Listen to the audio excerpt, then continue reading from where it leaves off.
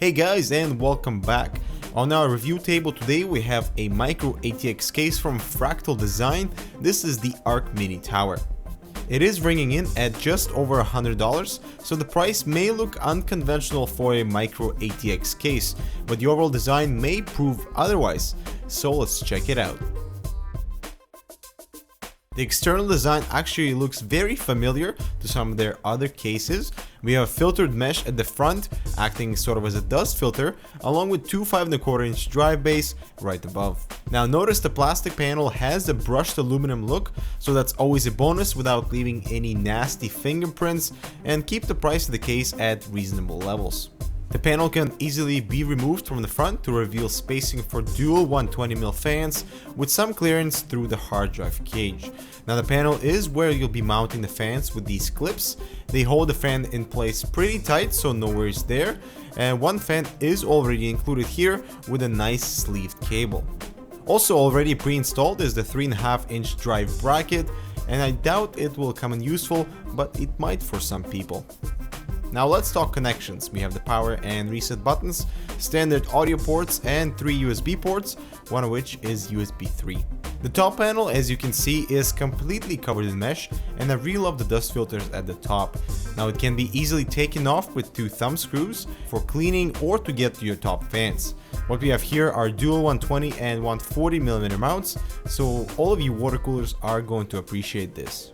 Looking at the back, we have the exhaust fan, tubing holes, I/O area, 4 expansion slots plus a vertical one, and a bottom mounted power supply with dual dust filter.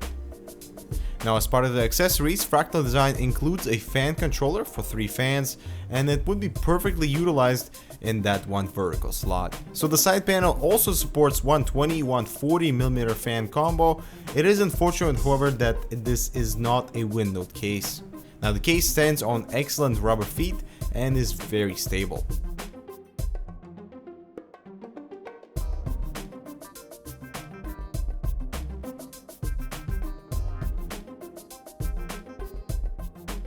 So finally getting inside, the cage system is modular, and I love that it only requires 2 screws to rotate the top part for improved internal airflow if you do require to use all 6 drives.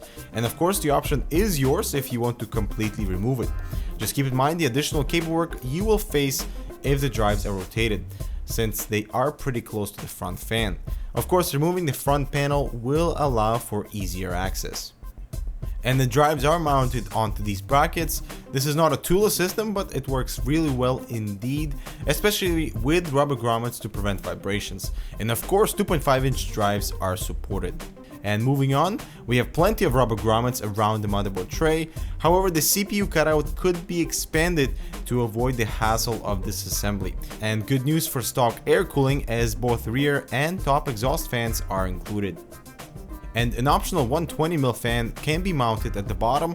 However, since the case is relatively small, you do have to take into account the length of your power supply, so anything up to 170mm will still have clearance for that bottom fan. And at the back we have many cable tie notches and a lot of area to work with for all your cable management needs.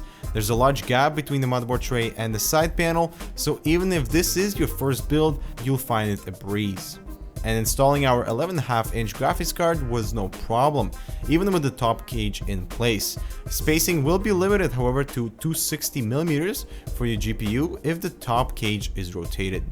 And once assembled, what we have here is a clean system that still has a lot of potential for future upgrades. I really like Fractal's approach towards designing a functional chassis. They really have not forgotten about the basics, like simplifying your workflow by providing lots of room for a neat cable job. Also, we have an excellent modular cage system, dust filters on every intake, especially one in the top, very useful to keep things clean. And finally, great airflow options with 3 quality fans included. However, while the case is designed well for its purpose and priced reasonably well for the function it offers, some of you still may not justify the price tag, especially if you're thinking of upgrading to full ATX setup sometime down the road. Now there are a lot of options at this price tag. However, if you require a solid and well thought out chassis, the Arc Mini may be a good choice. And since it was an absolute breeze to work with, we're giving it the Hardware Canucks Damn Good award. So that is it for this review. Let us know what you think of the Arc Mini in the comments below or in the Hardware Canucks forums. And we'll see you guys in the next one.